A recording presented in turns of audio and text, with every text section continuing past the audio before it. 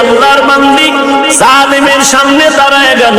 সালেম বলে, ও নারী, আমার কদমে সিজদা দাও। আল্লাহর বান্দি ডাক দিয়ে কয়, রে বেঈমান, মহিলা মনে করিস না দুর্বল, যদিও দুর্বল তবে ঈমানের পাওয়ার মোটেও দুর্বল না। ভয়ের মাধ্যমে আমাদের ঈমানকে হরণ করতে পারবি না রে বেঈমান। 100 কেন, 1000 কাফের, 1000 ঈমানদারের উপরে আঘাত করবি, 1000 হাফেজে কোরআনের জবাই করে দিবি, আসমান থেকে এসে তুই বম্বিং করবি, বুঝবি কালেমার আওয়াজ বন্ধ হয়ে যাবে। এ জীবনে বন্ধ হয় না। যত রক্ত গেল সেই রক্তের পরিচয় কালেমার খেদমত আরো বেড়ে গেছে। মাদ্রাসার উপর আঘাত যত আসছে মাদ্রাসা বেড়ে গেল, তাবলীগের উপরে যত আঘাত আসলো তাবলীগ বেড়ে গেল। যত বাধা আসবে ততই ঈমানের বাতির পাওয়ার বেড়ে যাবে। কারণ এই বাতির পাওয়ার একমাত্র আল্লাহর কন্ট্রোলিং পাওয়ারের ভেতরে আছে, বান্দার পাওয়ারের হাতে নাই। অতএব বান্দা, তুই যদি হাত বাড়াইতে যাও হাত নষ্ট হয়ে যাবে।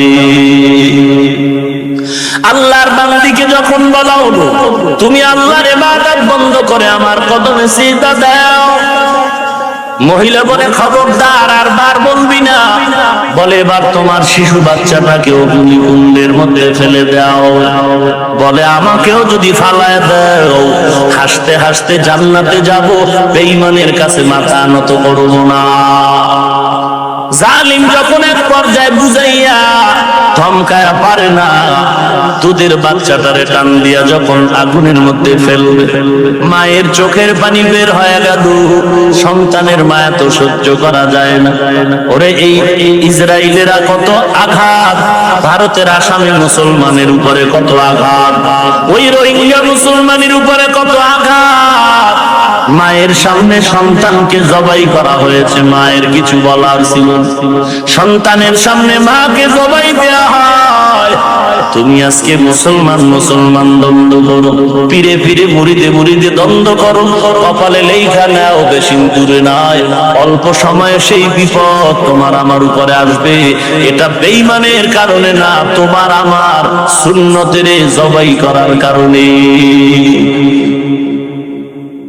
খানা খাইতে বসছো, সুন্নতের খবর নাই, দস্তারখানের খবর নাই, টুপির খবর নাই, বিসমিল্লাহর খবর নাই, রাস্তায় হাঁটবি, ডান পাশে হাঁটবি, খবর নাই।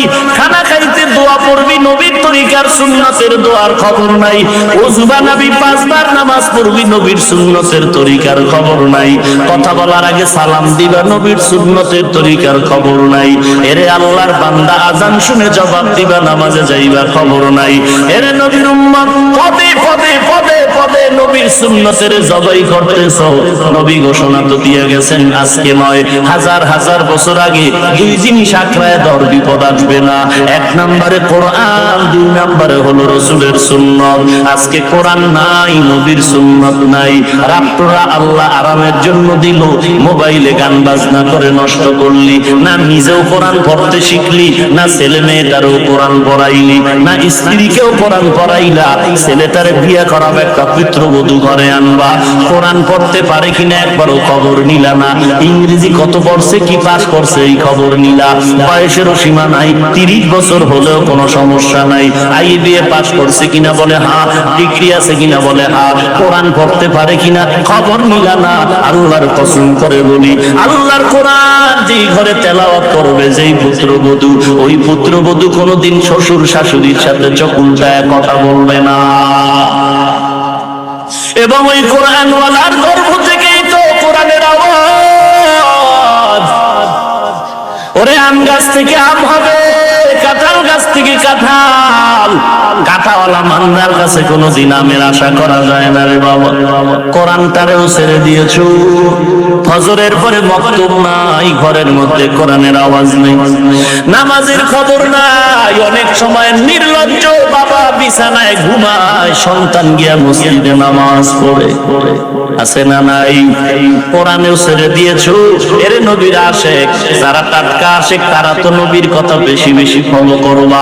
নবী তো বলে গেছেন, 2 জিনিস ধরে রাখবি, বিপদ আসবে না। 1 নম্বরে কোরআন, 2 নম্বরে সুন্নাত। নাই কোরআনের তেলাওয়াত, বয়ান করো, বয়ান করো, একটু কোরআনের বয়ান করো। অধিকাংশ বক্তা সাহেব আশিকে রাসূলের নামের বহু গান গায়, কোরআনের আয়াত পড়ে না। পৃথিবীতে সকল গানের থেকে দামি গান আমার কোরআনের গান। কোরআন শরীফের অর্থ বুঝো না, তাফসীর বুঝো না, শুধু বয়া বয়া কোরআনের তেলাওয়াত শুনবি। 2 ঘন্টা বক্তা যদি শুধু কোরআন পড়ে শোনায়, আল্লাহর কসম একটা গুনাহ হবে না, পুরা সময়টাই বলনেওয়ালা শুননেওয়ালার আমলনামায় নেক আর নেক। এটা এমন একটা কিতাব, পড়লেও সওয়াব, দেখলেও সওয়াব, শুনলেও সওয়াব। অথচ এমন এক বক্তা দাওয়াত দিয়া নিয়ে আসলা, 2 ঘন্টা বয়ানে কোরআনের মুহাব্বতের আওয়াজ নাই, কোরআনের তেলাওয়াত নাই, 2-1টা আয়াত মাঝে মাঝে পড়লেও তা ভুল ভুল আর ভুলে ভরা ভুল পড়ে, সহি শুদ্ধভাবে তেলাওয়াত নাই। এরপরে আসো রাসূলের সুন্নাত, আঙ্গুলের নখগুলি কাটার মধ্যে তোমারটা তুমি তাকাও নবীর সুন্নাত অনুযায়ী কাটলা কিনা। তোমার মাথার চুলের দিয়ে তাকায় দেখো নবীর তরিকা, কোন পীরের গুল্লি মারি, নবীর তরিকার উপরে কোন তরিকা নাই। নবীরে আমার পীর মানে, এজন্য আমি পীরের সম্মান করি, কথা ঠিক না? তোমার চুলের মধ্যে নবীর সুন্নাত আছে কিনা বলো, যদি বলো নাই, তাহলে তুমি আমার কাছে ধরা না, তুমি নবীর কাছে বড় ধরা। এত আকাম করলে নবীর সুপারিশ পাবি কেমন?